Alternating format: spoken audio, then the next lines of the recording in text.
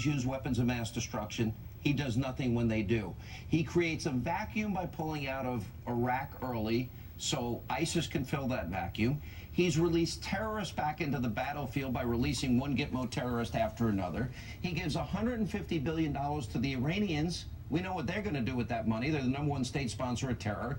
He gives Mohammed Morsi, at the time after the Arab Spring, who was the Egyptian president, he gives him F-16s, tanks, and $1 billion taxpayer dollars. How can you be so wrong so often as this president is?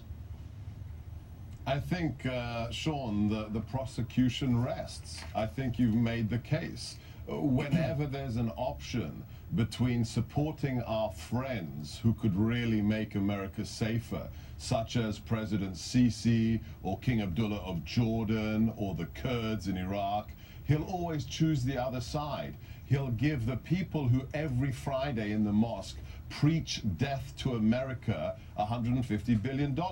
He'll have this reset button, thanks to Hillary Clinton with Russia, that afterwards proceeds to invade Ukraine and threaten the rest of our NATO allies. He'll go on. Think about one thing, Sean.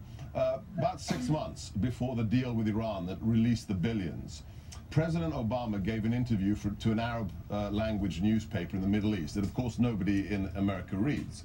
And the translation of the interview stated that President Obama admitted that Iran is still a state sponsor of terrorism.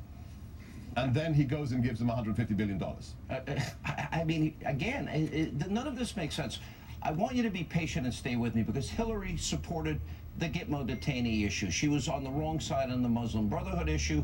The Iranian issue was negotiated while she was the Secretary of State, and the same thing with Iraq and the same thing with Syria. Now, she has taken through the Clinton Foundation and donations to the Clinton Library. I want to go through this slowly. Stay with me.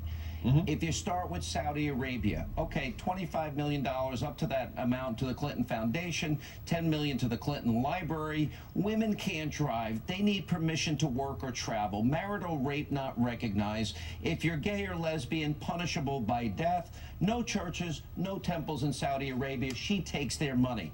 Go to Kuwait. Up to $10 million donated to the Clinton Foundation. Courts deny women the right to become public prosecutors and judges. No laws against domestic violence or rape. And if you're gay and you're involved in a homosexual act, well, that's illegal, and you can get 7 years in prison and a fine. If you go to the UAE, they donated up to $5 million to the Clinton Foundation. Men have the legal right to beat their wives with physical violence. Marital rape is not recognized. Same-sex marriage is illegal. All sex activity outside of marriage is illegal, and women are often punished severely for adultery. Then we go to Brunei. Money donated to the Clinton Foundation up to $5 million. Marital rape is not a crime, as the wife is not under the age of 13.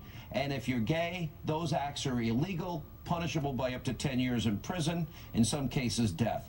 Qatar, $5 million up to that amount to the Clinton Foundation. Marital rape not a crime. The law states that it's a woman's responsibility to obey her husband. And if you're gay and you commit gay acts, punishable by death. Oman, up to $5 million to the Clinton Foundation. A woman's consent is not required to legalize a marriage. Marital rape is not a crime. If you're gay, it's punishable by up to 6 months to 3 years in prison.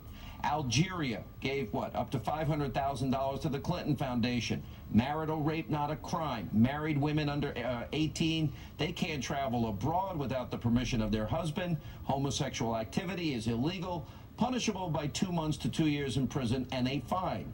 And the Washington Post reports that many Middle Eastern countries donated over $1 million to the Clinton Foundation, as you can see up there on the screen. Now, I say all of this. She says she's the champion of women's rights and gay rights. And up until this week, she's never criticized the practices of these countries and took their money. How corrupt, is that hypocrisy in your view? Sean, I have to commend you and your amazing team. You have just summarized with some very important data and research everything that the Huffington Post and the New York Times should be doing. If they actually believed in the values that they spout, they should have published what you just summarized in 3 minutes, and Hillary Clinton's campaign would be down in flames. She would be exposed for what she is, a person who loves power more than anything else and is prepared to say one thing while receiving money from the people who stand for exactly the opposite. So seriously, if all the reports that we read, all right, that Donald Trump has trouble with the women's vote. Mitt Romney was excoriated because he had women's resumes in binders, women that he wanted to hire. Women are discriminated against in all of these countries she took money against. Gays and lesbians are either executed or punished severely. They're mistreated. She claims to be their champion. If you're a Christian, you cannot build a temple. A church in Saudi Arabia. You cannot build a temple if you're Jewish. She claims to be the advocate, the champion of all of their rights. How do you explain the taking of money in this particular case? Very simply, for the left today, not the Democrat Party of the 1960s of JFK, but for the Democrat Party today, reality is optional. It has been kidnapped by the Alinskyeites. For them, it is just the cause. You say whatever you like as long as you can maintain power. It's not about truth, Sean, anymore. It's about staying in power and getting the millions. You've just proven it. All right, let me